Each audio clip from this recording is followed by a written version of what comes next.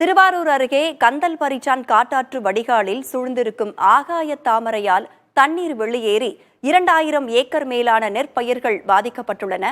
கூடுதல் தகவல்களை செய்தியாளர் முத்துப்பழம்பதியிடம் கேட்கலாம். முத்துப்பழம்பதி, அந்த ஆகாய தாமரையை அகற்ற ஏதேனும் நடவடிக்கை மேற்கொள்ளப்பட்டிருக்கிறதா? ஆகாய தாமரையை அகற்ற வேண்டும் என்று மாவட்ட நிர்வாகத்திடம் புகார் அளிக்கப்பட்டிருக்கிறதா? ஏற்கனவே என்ன விவரம்?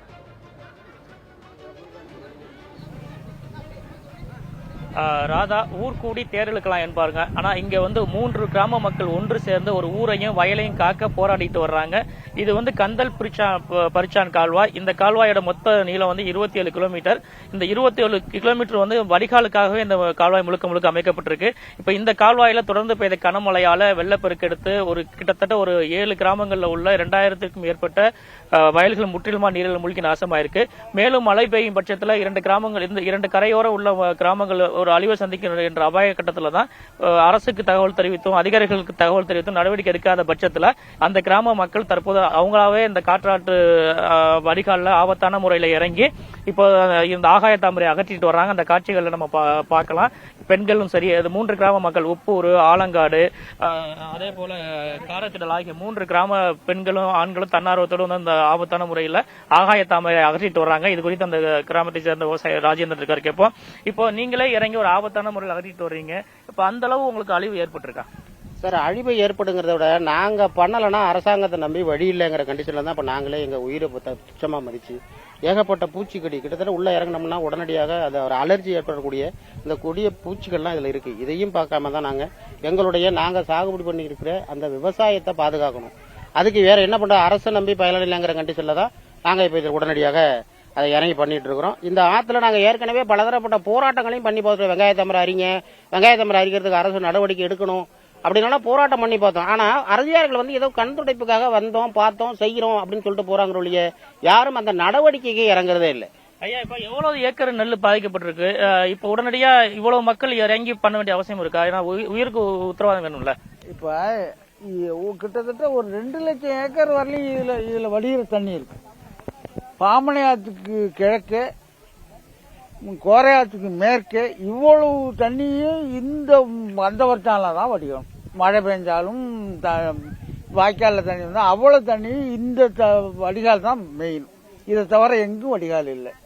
இதை ஒரு பல ஆண்டுகளுக்கு முன் தூர்வாரினதான். இடையில நாங்கள் கோட்டாத்தை தூர்வாரிக்கிட்டு இருக்கிறோம் கவர்மெண்ட்ல சொல்லி. ஆனா மொத்தத்தில் இந்த வாய்க்கால தூர்வாரல. அக்கா, இப்போ இங்க பெண்கள் நிறைய பார்க்க முடியுது. ஆண்களுக்கு நிகரா பெண்களும் இறங்கி இப்போ இந்த ஆபத்தான முறையில தூர்வாரிட்டு இருக்காங்க. அப்படிப்பட்ட சூழல் வந்திருக்கா? இல்லாட்டி இப்ப இது அகற்றாட்டி என்ன மாதிரியான பாதிப்பு ஏற்படுமாக்கா? இப்ப எங்களுக்கு இது அகற்றானா எங்க ஊரும் வெள்ளத்துல போயிடும், எங்களுக்கு சாகுபடி நிலமும் போயிடும், சுத்தமா போயிடும். தண்ணிக்குள்ள மொழி இருக்கிறது சுத்தமா அழிவு போயிடும். எங்களுக்கு ஊரும் நாங்க பள்ள பகுதியை தொட்டு எங்களுக்கு அந்த ஏரியாவில் வேற பாதுகாப்பு இல்லை. இங்க வந்தா இந்த ஊருக்கு நாங்க அடுத்த ஊர்ல 4 கிலோமீட்டர் இங்க வந்திருக்கோம். நாங்க டாட்டா பிடிச்சி இப்ப இவ்வளவு மக்களையும் கொண்டாந்து வச்சுக்கிட்டு நாங்க செடி ஆள்றோம். அதனால நாங்க வராம இருந்தா எங்களுக்கு வீடு வாசலும் போயிடும், எங்களுக்கு சாகுபடி நிலமும் போயிடும், கம்ப்ளீட்டா போயிடும். எதுவுமே பண்ண முடியாதுதான் வடிகாலே எங்களுக்கு. நாங்க இதை அடைச்சுக்கிட்டு இருந்துச்சுன்னா நாங்க எப்படி அங்க உயிர் வாழ முடியும்? எங்களுக்கு இங்க வந்திருக்கவும் அதுக்கு மின் காலத்து போல எல்லாம் இப்ப இல்ல. அங்க நாங்க ஒரு 2008 வெள்ளத்துல எல்லாம் இந்த ஊர்ல தான் நாங்க குடியேறி இருந்தோம்னாக்கா 10 நாளைக்கு தான் சாப்பாடு போடுவாங்க. எங்களை வச்சு ஒரு மாத்த கணக்குல போடுவாங்களா, வீடு வாசலாம் சேதமா போயிடும். இப்பவும் அதே போல நிலைமையில இருக்கு. இது தண்ணி முழுகிருச்சுன்னா எங்களுக்கு வீடு வாசலாம் இழந்துருவோம், நாங்க சாகுபடி எல்லாத்தையுமே இழந்துருவோம்.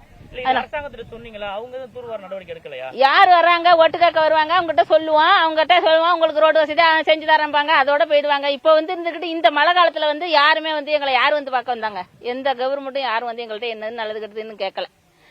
நாங்க அதுக்கான யாருமே அதுக்காக முயற்சி எடுக்கல. நாங்களா இருந்து பார்த்துட்டு மக்களா நாங்க கூப்பிட்டோம், போய் காலையில கூப்பிட்டோம், வாங்க நம்மனாலும் போவோம். ஆம்பளைங்க எல்லாம் டெய்லி பார்க்கறாங்க, முடியல, நம்மளும் ஒரு 50 பேர் போனோம்னாக்க வீடு வீடா இருக்கிறவங்க எல்லாரும் வாங்கன்னு சொல்லி கூப்பிட்டோம். அதனால முடிஞ்சவங்க முடியாதவங்க எல்லாரையும் கொண்டாந்து தண்ணியில இறக்கி எல்லாரும் தான் செஞ்சுக்கிட்டு இருக்கோம்.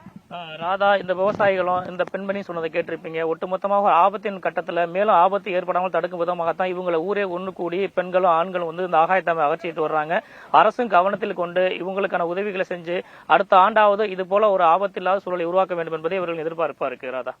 ஆகாயத்தாமரையால் தண்ணீர் வெளியேறி நெற்பயிர்கள் பாதிக்கப்பட்டிருப்பதால் ஆகாயத்தாமரையை பொதுமக்களே அகற்றும் பணியில் ஈடுபட்டுக் கொண்டிருக்கிறார்கள். ஆபத்தான முறையில் அவர்கள் அந்த பணியில் ஈடுபட்டுக் கொண்டிருக்கிறார்கள். இதனை பார்த்தாவது மாவட்ட நிர்வாகம் உரிய நடவடிக்கை எடுக்க வேண்டும். நாமும் பதிவு செய்திருக்கிற முத்துப்பழம்பதி, பொறுத்திருந்து பார்க்கலாம்.